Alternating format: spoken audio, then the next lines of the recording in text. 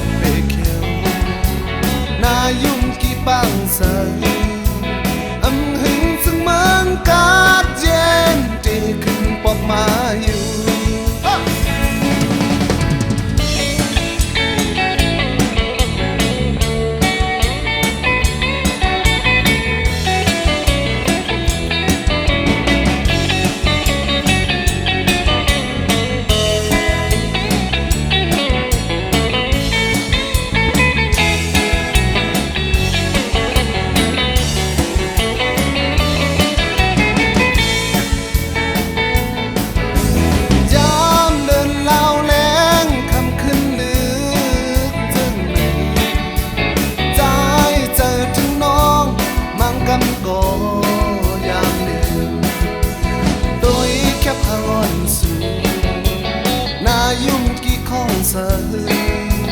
สั่งมันโมลาดกว้า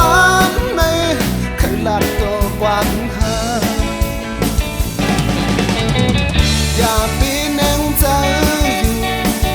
ผาดยามไกลกันมาก่อนโอ้ยตื่นจอยยอดสูให้เขาเจียวเลยขอบกันนาไว้สิวันหนึ่งเมืองไต้ก่อนขอใจตีปอกมาปีตั้งน้องเขาเสือมวนเกี่ยวก้อยกะยามเลี้ยวในโจเมืองเขาไปเย่นี่อยู่หน้าซึกก็อำลืมไหลน้องสาวมาสุขะ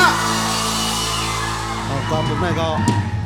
ลูกนาลินซึกสั่งถึงน้องเลยกันเนาะเป็นความครูสายลาวเขาค่ะเตรียมห้องไว้ในแคปจึงแล้วหมาย14ค่ะ